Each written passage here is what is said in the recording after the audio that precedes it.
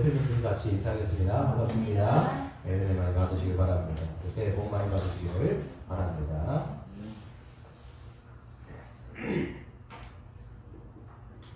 네, 오늘은 이제 그리스도의 푸른 계절이 오게 하옵소서라고 하는 제목으로 신년 감사 예배를 말씀을 전하도록 하겠습니다.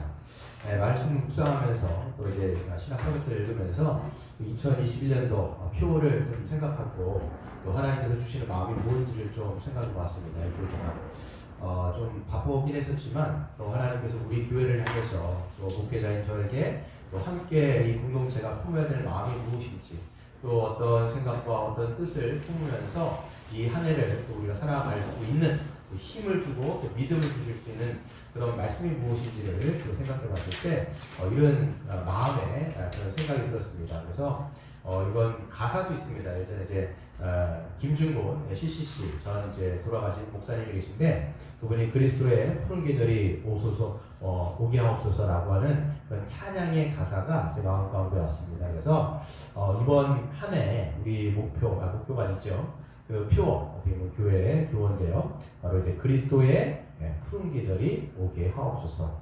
우리의 신년 가운데, 여러분의 가정 가운데, 또 우리 교회 가운데, 또 우리 한국 교회 가운데, 또 우리 민족 가운데, 모든 열방 가운데 그리스도의 푸른 계절이 오게 하옵소서라고 하는 우리 기도의 제목을 또 가지고 또 그렇게 기도하며 소망하며 살아가는 그런 한 해가 되셨으면 좋겠습니다. 그 말씀을 또 따라서 이 주어진 본문을 한번 같이 보도록 하겠습니다. 그리고 오늘 마태복음 4장 12절부터 17절을 보시면 예수님이 공생애를 첫 번째로 시작하시는 그 시점이 바로 이 4장 12절부터 17절에 나옵니다.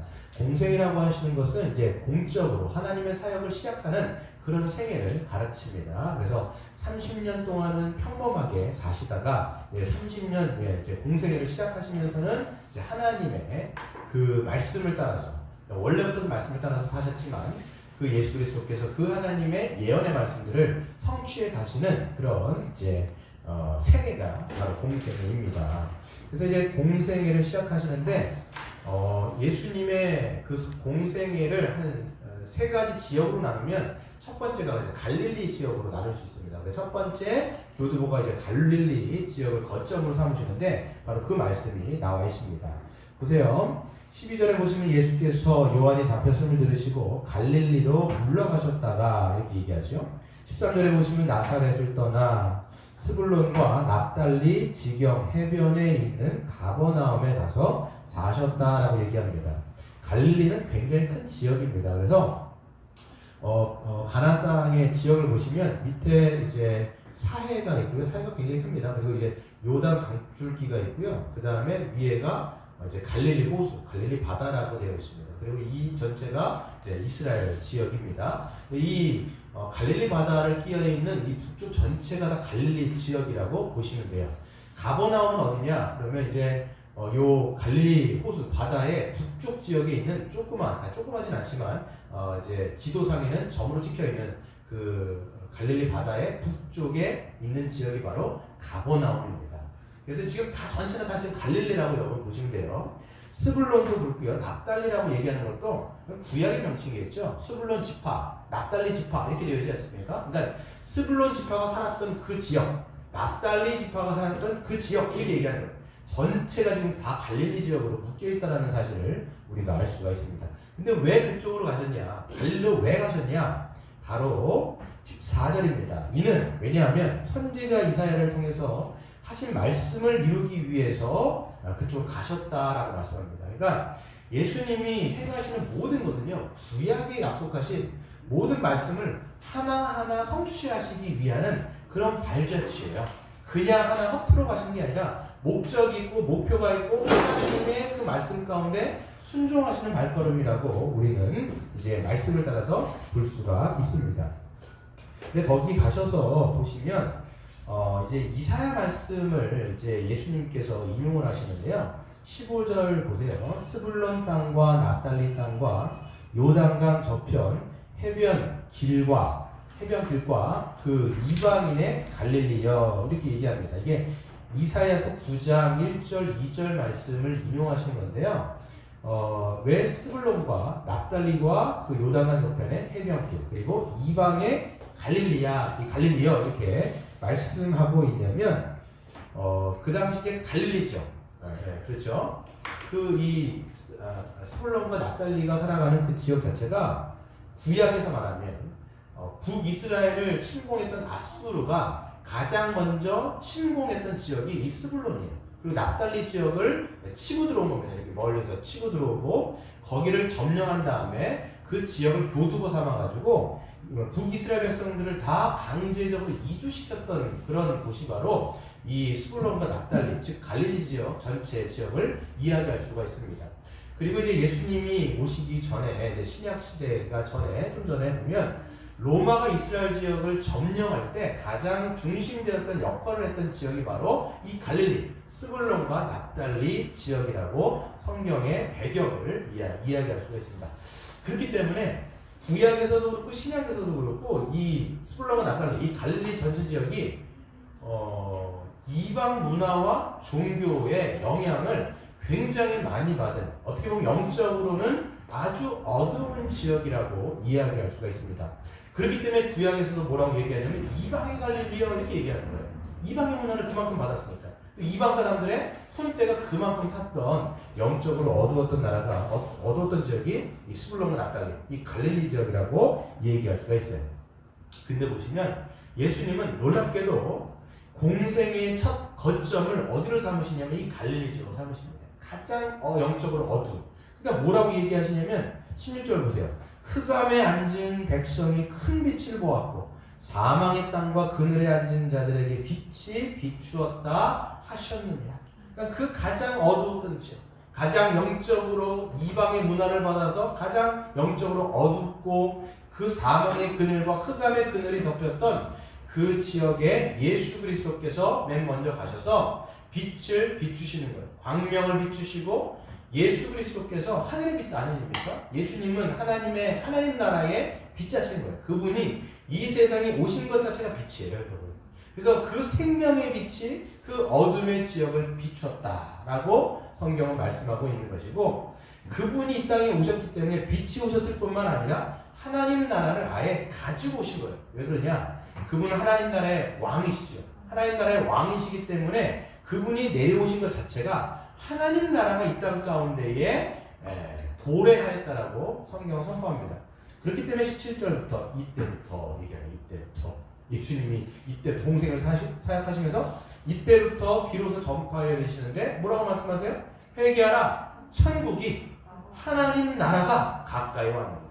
여러분 마태복음하고 마가복음은요 이제 천국이라는 말, 마태복음은 이제 유대인들에게 썼기 때문에 이제 하나님이라는 명칭을, 하나님이라는 그 이름을 부르기를 꺼려합니다. 유대인 자체가. 그렇기 때문에 이제 하나님 나라라는 말보다는 천국이다 이렇게 얘기하는 거예요. 그래서 이 천국이라는 말 자체 때문에 이 한국 교회에서 이제 이것을 읽어낼 때 이거를 이제 우리나라에서 이제 뭡니까 이 샤머니즘 같은 이런 이제 미신과 이제 결합되다 보니까 이 성경의 천국이 우리 약간 죽어서 가는 어떤 곳 이런 식으로 우리가 이해하게 되었는데요.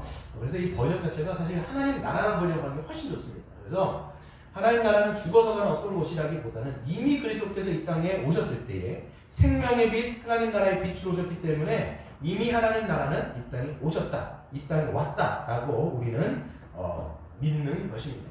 예수님이 선포하신 거예요. 하나님 나라 왔다. 보아라, 회개하라, 믿음으로 그 참빛을 보고 하나님 나라로 너희가 들어와라 라고 선언을 하시는 거죠. 그래서 빛을 비추는 곳마다 그리스도의 푸른 계절이 오는 것이고, 빛이 비추는 곳마다 광명이 있는 것이고, 빛이 비추는 곳마다 마귀가 떠나가고 죄가 물러가고 뭡니까? 질병이 떠나가고 귀신들이 달아나고, 그리고 빛이 비추는 곳마다 하나님 나라가 이 땅 가운데 선포되어지는 그런 놀라운 일들이 일어나는 것이죠. 그래서 여러분 23절에 보세요. 예수님이 하신 사역들이 뭐냐면 딱 세 가지. 가르치고 전파하고 고치는 거였어요. 그게 바로 23절에 보세요. 예수께서 온 갈릴리에 두루 다니사 그들의 회당에서 가르치며 천국 복음을 전파하시며 백성 중에 모든 병과 모든 약한 것을 고치시니 그의 소문이 온 수리아에 퍼진지라. 사람들이 모든 앓는 자, 곧 각종 병에 걸려서 고통당하는 자, 귀신 들린 자, 간질하는 자, 중풍병자들을 데려오시니 그들을 고치시더라. 아멘.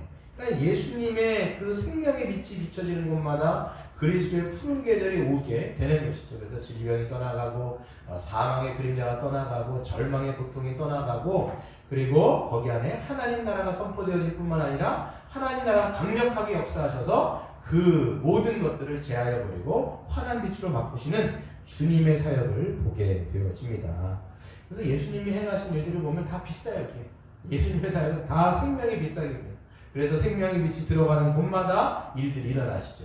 그래서 보게 되어지면 마가복음, 이제 마태복음에도 나와 있는데 중풍병자 이야기를 여러분이 잘 알고 있습니다. 예수님이 가는 곳마다 빛이 비치니까 사람들은 이제 예수님께로 몰려듭니다. 그 말씀을 듣기 위해서, 그리고 예수님이 행하시는 일들을 보기 위해서 많은 사람들이 이제 쫓아오는 것이죠. 따라오는 겁니다. 예수님께서 이제 가버나움의 한 지역 가운데, 아까 말씀드렸죠? 이 갈릴리 바다 맨 위쪽에 가버나움이라고 하는 지역에 한 집에 들어가셔서 이제 이 말씀, 도를 전하십니다. 그 십자가의 말씀, 하나님 나라의 그 말씀을 전하실 때 너무나 많은 사람들이 이제 몰려와가지고 그 집안에 발디딜 틈이 없었다라고 기록이 되어 있습니다. 근데 그때 누가 등장하냐면 어떤 네 명의 친구들이, 네 명의 사람들이 자기의 지인이겠죠. 자기의 친구인 것 같아요. 그 사람이 이제 중풍병이니까 이제 모든 몸이 이제 마비가 되어지고 걷지를 못하고 온 몸을 움직이지 못하는 그런 이제 불구인 것이죠. 몇 년 동안 그렇게 지냈는지는 아무도 알지 못합니다. 그러니까 오랜 세월 그는 병상에서만 누워 있으면서 그렇게 일어나지 못하고 있으니까 친구들이 그의 안타까운 소식을 듣고, 또한 예수님이라고 하는 분의 소문이 들리니까 그를 병상에 메어서, 그러니까 이 침상이 있으면 모든 그 쪽마다 한쪽 구석구석을 매가지고 오는 거예요. 근데 사람들이 워낙 많이 있다 보니까 예수님께로 갈 수가 도저였어요. 발디딜 틈이 없는데 어떻게 들어갈 수 있습니까? 그러니까 예수님을 저 멀리서 밖에 볼 수가 없는 겁니다. 근데 안타까운, 지금 예수님을 만나지 못하면 이 친구는 평생 동안 이렇게 불구로 살아가야 되는데 어떻게 하나, 그런 안타까움 때문에 이제는 그 친구들이 그 병상을 메고 어디로 올라가냐면 그 집의 지붕으로 올라갑니다.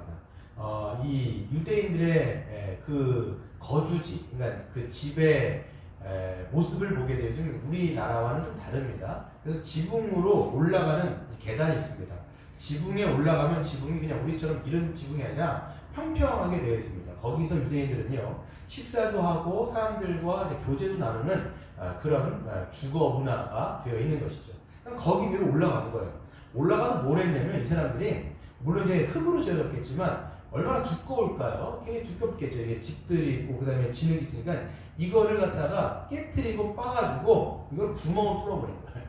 그러니까 어디에 있냐면 예수님이 지금 어떤 집안에서 이제 말씀을 설교를 하고 계셨을 텐데, 말씀을 전하고 있을 텐데 바로 머리 위에 천장에서 이렇게 뜯긴 거예요. 여러분 잘 생각해 보세요. 여러분 예배 드리고 있는데 천장이 뚫려가지고 하면 뭐 머리 위에 이제 막 뭡니까 진흙 같은 게 떨어지고 막 이런 게 떨어질 거 아니에요. 그래서 사람들이 얼마나 좀 짜증이 날까요? 그런데 예수님은 그 사람들의 믿음을 보시고 뭐라고 말씀하시냐면, 소자야, 작은 자야, 너의 믿음이 너의 죄를 용서한다, 이렇게 말씀하세요. 이게 보시면 중풍병자가 왜 왔습니까? 이 병고침을 받으러 왔는데 예수님이 하신 말씀이 뭐냐면, 내가 너의 죄를 용서했다. 죄 용서의 선언을 해버리신 거예요. 그러니까 듣고 있던 서기관이 뭐라고 얘기하냐면, 마음속으로 크게 얘기하지 못하고 마음속으로 지가 뭔데 죄를 용서하나, 죄를 용서하는 것은 여호와 하나님밖에 없는데 자기가 하나님도 아니면서 어떻게 죄를 용서할 수 있지? 라고 하면서 저거 완전히 신성모독이다 라고 마음속으로 생각하고 있었어요. 그때 예수님이 하나님이시기 때문에 그의 마음을 꿰뚫어 보시고 말씀하신 게 뭐냐면, 나에게 이 인자가 죄를 용서하는 그런 권능이 있다는 것을 내가 너에게 알게 하기 위해서 내가 저 사람에게 명하노니 너는 일어나 너의 상을 들고 걸어가라라고 말씀하셨어요.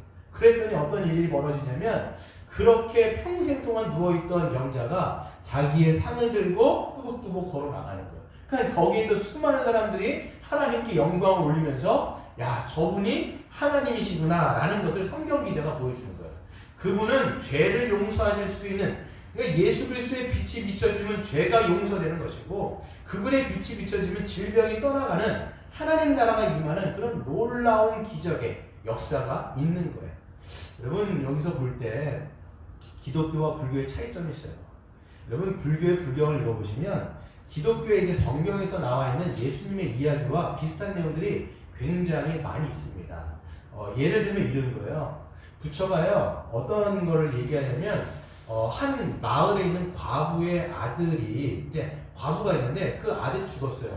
여러분, 성경에도 보시면 누가복음에 나인성의 과부 얘기가 똑같이 나옵니다. 그거 굉장히 비슷해요. 근데 이제 그 과부의 아들이 죽었단 말이에요. 그러니까 애지중지했던 외동 아들이 죽은 거 아닙니까? 얼마나 슬퍼요. 와가지고 부처한테 이제 그 위로를 받기 위해서 얘기를 합니다. 근데 이제 부처가 뭐라고 얘기하냐면 당신이 저기 마을에 돌아다니면서 10집 정도 가가지고 시주 동량을 해라. 딱 이렇게 얘기하는 거예요. 그러니까 이 여자가 이제 과부가 슬픈 마음이지만 동량 시주를 하면서 10집을 돌아다니는 거예요. 그러면서 10집을 돌아다니면서 부처한테 다시 왔는데 그때 마음이 어떠냐면 시주하면서 마음이 쫙 가라앉은 거예요. 야, 그렇구나. 이 여자가 깨달은 거죠. 아무리 슬픔이 있지만 그렇게 하다 보면 마음의 평강을 얻을 수 있더라. 이게 불교예요. 근데 예수님 어떻게 하셨냐? 나인성의 과부가 아들이 죽었어요. 그러니까 슬픔을 이기지 못했을 때 그 예수님은 그 불쌍한 과부를 보시면서 뭐라고 말씀하시냐면 돌아다니면서 시주하라는 게 아니에요. 내가 너의 아들을 살려주겠다라는 거예요. 내가 생명의 빛을 비춰줄 테니까 그 아들을 일으켰을 때 어떻게 됩니까? 그 아들이 살아나지 않습니까? 여러분, 부처는요 그냥 인간이고요. 예수님은 하나님의 아들이시고 그분이 하나님이세요. 생명의 빛이고 하나님 나라의 권능을 가지고 계시는 그런 왕이시기 때문에 그분은 그냥 그 자체가 능력인 거죠. 그러니까 이거는 땅과 하늘 차이라고 우리는 생각하시면 된다는 거예요.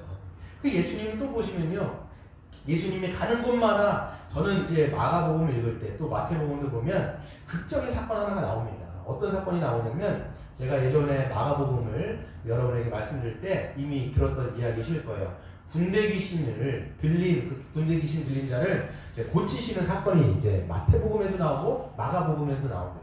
그때도 이제 거라사라고 하는 지역에 가시는, 그것도 갈릴리 지역입니다. 거라사라고 하는 지역에 가셔가지고 이제 배에서 내리는데 이 군대, 그러니까 귀신 들린 자가 쭈루루 뛰어나와가지고 예수님 앞에 절을 하는 거예요. 그러니까 예수님이 가기도 전에 귀신들이 아는 거예요. 네. 그러니까 와가지고 무릎을 꿇고 예수님 앞에 뭐라고 얘기하냐면 하나님의 아들이시여, 당신이 나와 무슨 상관이 있길래 이렇게 우리를 괴롭히십니까? 우리를 좀 그냥 내버려 두십시오라고 이 귀신 들린 자가 이 얘기를 하는 거예요.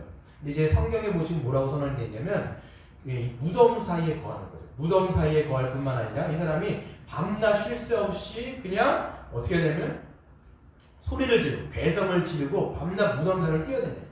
그리고 자기의 몸을 자해하면서 그렇게 하나님의 형상을 깨트리고 있는 완전히 망가진 자의 모습으로 있는 겁니다. 근데 예수님이 얘기하죠. 네 이름 뭐냐? 라고 얘기할 때 그 사람은 나는 군대입니다. 군대는 바로 많기 때문이다 라고 얘기합니다. 거기에서 쓰인 단어가 레기온이라고 하는 단어인데 이 레기온이라고 하는 단어는 그 당시 로마 군대의 보병의 수 6,000명이 기억이 안 나는데 그 굉장히 많은 숫자를 얘기합니다. 그러니까 그 한 사람의 몸에 들어가 있는 귀신의 수가 굉장히 많은 거예요.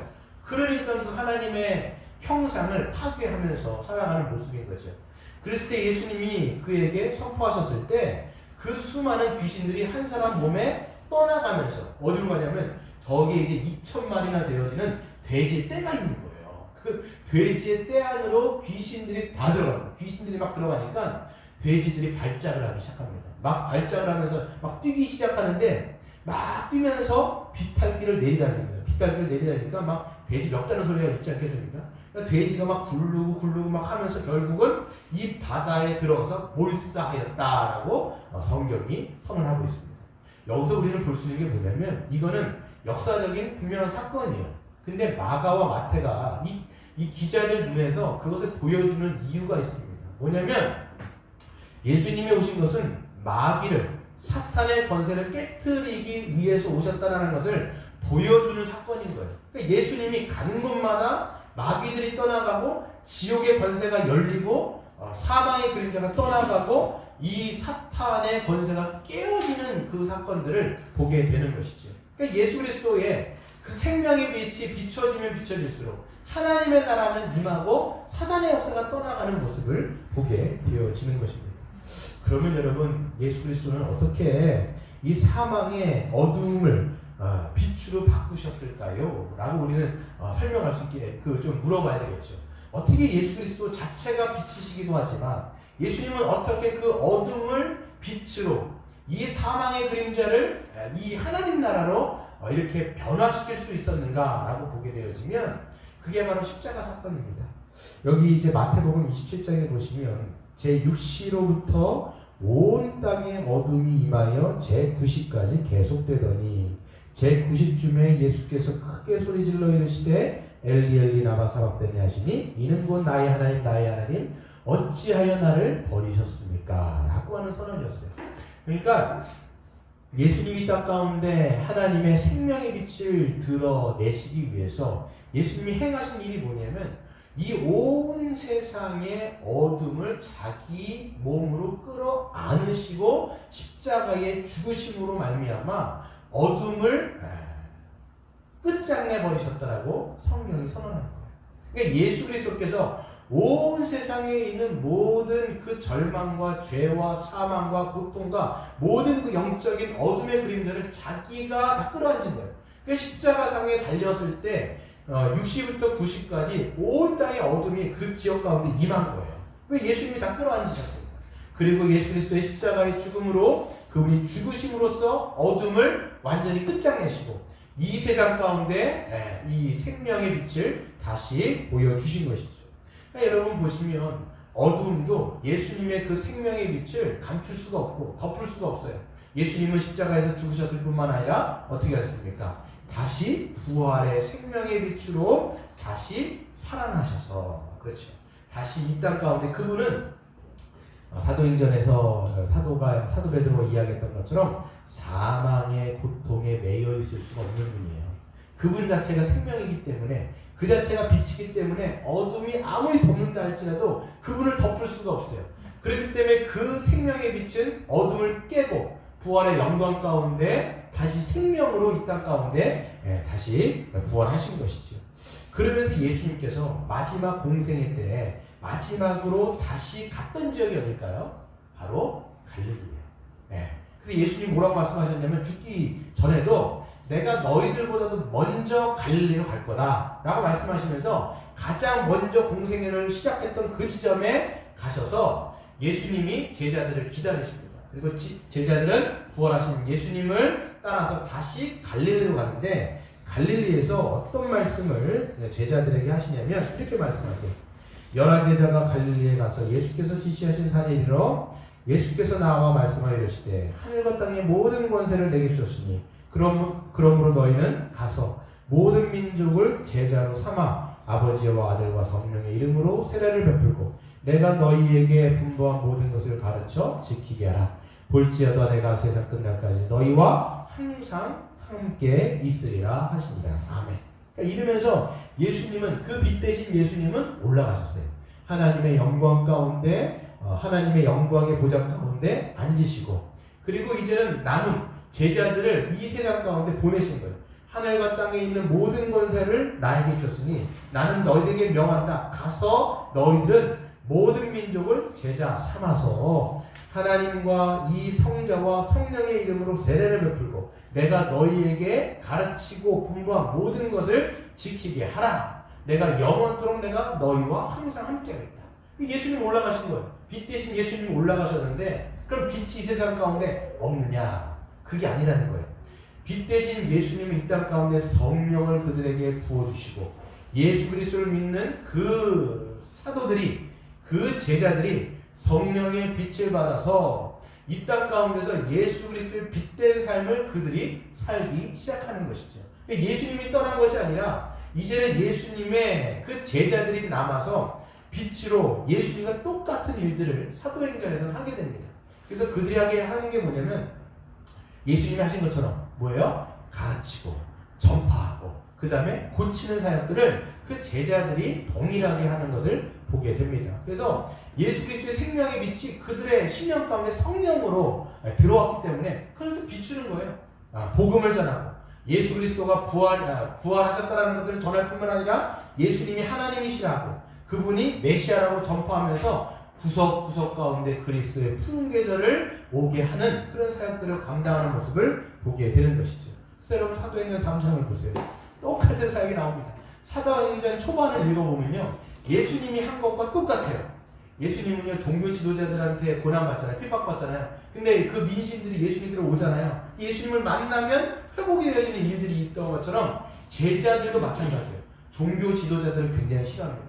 근데 이 백성들이 와가지고 하나님의 말씀을 듣고 또 그들의 고침을 받으면서 하나님의 나라가 임했다라는 것을 귀로 들을 뿐만 아니라 하나님 나라가 왔다는 것을 눈으로 확인해지는 그런 일들을 보게 되는 것이죠. 그래서 여러분 보시면 베드로와 이제 요한이 이제 습관을 따라서 유대인들의 습관과 관습을 따라서 이제 성전에 올라가서 기도를 하러 갑니다. 항상 보면 이제 매번 갔을 거예요. 그래서 시제를 보면 매번 습관적으로 갔던 길을 이야기합니다. 근데 예전에 보지 못했는지 갔는데 누가 앉아있냐면 성전에 앉은뱅이가 있어요. 이 앉은뱅이는 평생이 아니라 나면서부터 앉은뱅이였다고 얘기하는데 나이가 40세라고 기록이 되어 있습니다. 그러니까 40평생 한 번도 자기의 다리로 걸어본 적이 없는 그런 불구인 것이죠. 그러니까 한 번도 다리를 쓴 적이 없기 때문에 아주 새꼬챙이처럼 아주 말라 비틀어졌을 겁니다. 뼈만 남았겠죠. 근육도 다 빠지고 살도 다 없어가지고 꼬챙이처럼 딱딱한 그런 사람이 이제 앉아있는 거예요. 이 사람도 동일하게 친구들, 지인들의 도움으로 성전 미문에 앉아있으면 거기에서 동냥을 하면서 자기의 생계를 꾸려가는, 생계를 유지하는 그런 이제 불쌍한 사람입니다.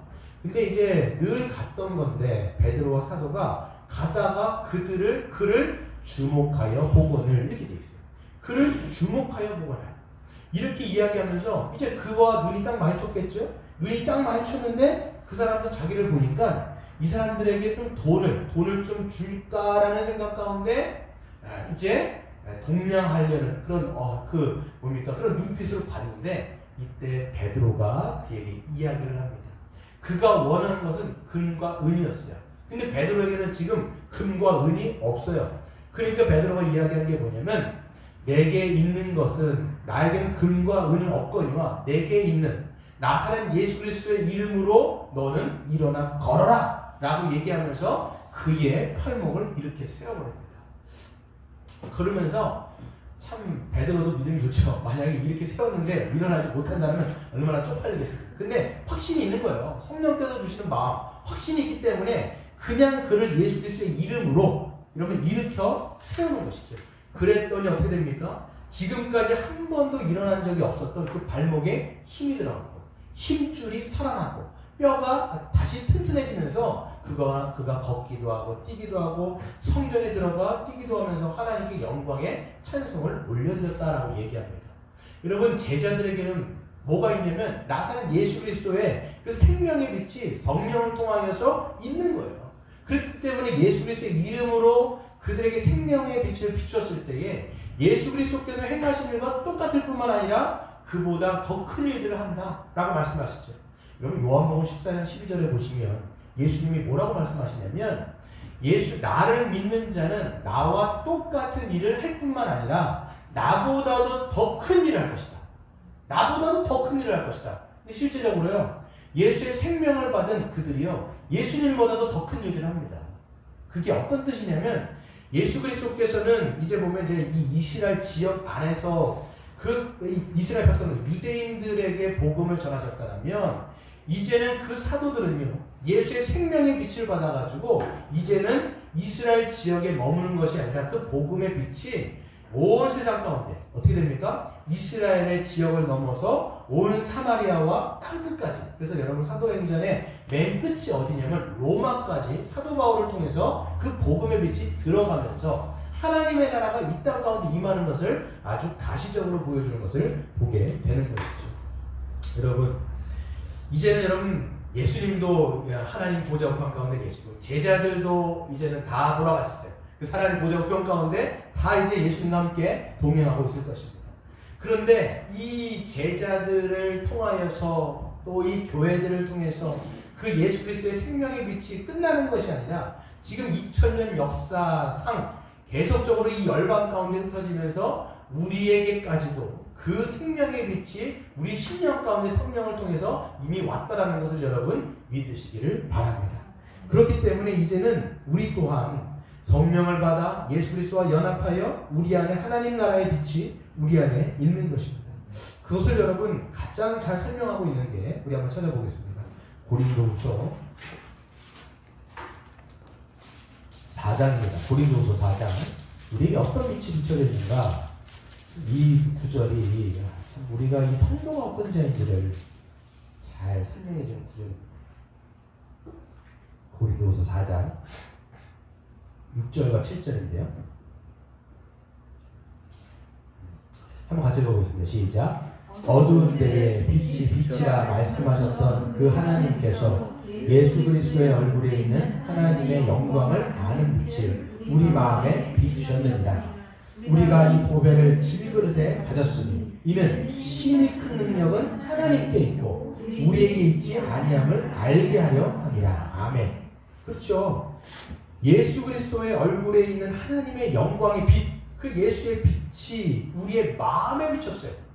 예수님이 이제 하나님 보좌 우편 가운데 가셨고 성령을 통하여 우리의 심령 가운데 성령을 통하여 하나님의 복음의 빛이 예수님의 그 생명의 빛이 우리 안에 이제는 거한다, 각인되었다, 우리 안에 가득 넘쳤다라고 얘기하는데 우리 그 생명의 빛을 받은 우리의 존재가 뭐냐라고 설명하면 그 보배를 예수의 생명을 하나님이 어디다 주셨어요? 질그릇에. 이게 중요합니다. 아주 멋진 그릇이 아니에요. 아주 화려하고 깨지지도 않는 스테인레스 뭐 이런 그릇이 아니라 깨지기가 너무 쉬워요. 그래서 여러분 보면 자우 크레이 이렇게 성경 영어 성경에 번역되어 있는데 이게 진흙으로 만들어가지고 이게 연약한 거예요. 그래서 조그만 나면 흠집이 생기고 조그만 나면 깨어지고 이가 몇 개가 막 나가는 그런 볼품이 없는 질그릇에 하나님의 보배의 그 빛을 우리 안에 팍 넣어놓은 거예요. 그렇기 때문에 우리가 뭘 알아야 되냐면 하나님의 능력이 우리에게 없다. 이걸 알게 하는 거야. 하나님은.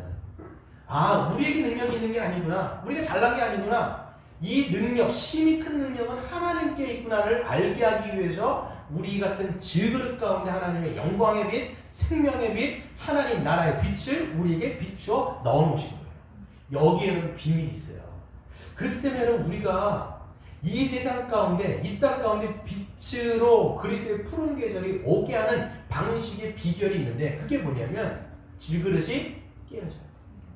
이게 중요해요. 그러니까 여러분 질그릇이 깨어지지 않으면 빛을 새나갈 수가 없는 거예요. 이 질그릇이 하나하나 깨어지고 무너지고 하나하나 박살날 때 그때야 비로소 우리 안에 담겨있는 이 생명의 빛이 비춰져서 어떻게 됩니까? 네, 바로 여러분의 가정을, 여러분의 교회를, 또 여러분이 있는 이 몸담고 있는 직장을 비추어 살아가게 하는 거예요. 그래서 그리스도의 푸른 계절이 오게 한다라고 성경은 이야기하고 있습니다. 한 말씀 드리고 말씀 마칠 텐데요. 홈플의 작가 최명희 씨는 이런 말을 했습니다. 저 나무는 땅 위의 둔치와 가지 모양, 길이 그대로 반대편 땅 속에 똑같은 모양, 길이로 뿌리를 내린다. 즉 뿌리가 어두운 땅 속으로 한 뼘씩 내려가야만 땅 위의 가지도 한 뼘씩 솟아오른다. 내가 쏟는 눈물과 땀이 뿌리를 타고 땅 속으로 내려가는 만큼 나무는 눈부시고 아름다운 지상의 햇살 속으로 하늘을 향해 가지를 뻗는 것이다. 그리스도의 푸른 계절을 이루는 나무도 마찬가지 방식으로 뿌리를 내린다. 올라가려면 내려가는 방법이 예수 그리스도의 방식이다. 이렇게 글을 썼어요. 여러분 보세요. 그러니까 이 위로 하나님 그리스도의 푸른 계절이 오게 하려면 그 나무가 이 줄기가 튼튼하여지고 가지에 열매가 맺게 되어지고 이 푸르른 열매가 맺어져서 공중에 그 새가 이 나무에 와서 깃들 만큼 푸르러지기 위해서는 어떻게 돼요? 계속 땅속으로 깊이 뿌리를 내려서 박혀야 돼요. 내려지는 만큼 위로 올라가게 된다는 것이 이 최명희 씨가 이야기하는 내용이죠. 성경의 내용 아닙니까, 여러분? 그러니까 제가 요즘에 읽고 있는 책이 하나 있는데 뿌리 깊은 영성은 흔들리지 않는다라는 책을 제가 읽고 있어요. 그러니까 여러분 보세요. 우리가 한 걸음 한 걸음 더 뿌리를 내리면서 그리스도의 교회 뿌리가 닿아질 때 비로소 어떻게 보면 사도 바울처럼 이야기할 때 이 질그릇이 깨어질 때마다 우리 예수님께서 말씀하신 건 뭐예요? 하나의 미랄이 땅에 떨어져 죽어야지 많이 많은 열매를 맺고 이게 하나 그대로 있으면 죽지 않고 그대로 있으면 뭐가 돼요? 그냥 그거 자체로 그냥 끝나는 거예요. 열매를 못 맺는 거죠. 그것이 바로 우리가 이 땅 가운데 그리스도의 푸른 계절이 오게 하는 방식인 것을 우리가 생각해야 되는 것이죠. 여러분, 우리 이제 2021년도 이제 한 해가 새로운 해가 돋았습니다. 여러분, 우리 안에 제가 이제 묵상하면서 드는 생각이 뭐냐면 우리 안에 영적인 갈릴리는 어딥니까? 예수님께서 가장 어두웠던 지역 가운데 먼저 십자가의 복음을 비추주셔서 그 갈릴리 지역을 그 흑암과 사망의 그늘 가운데 어두웠던 그 지역을 밝게 빛나게 하셨단 말이에요. 먼저 우리 안에 2021년도를 맞이할 때 우리 안에 영적으로 가장 어두운 곳 가운데 하나님 우리에게 생명의 빛을 비춰주셔서 거기가 회복돼야 돼요, 여러분. 여러분, 우리가 치유자로 살아가려면 우리 자체가 회복돼야 됩니다.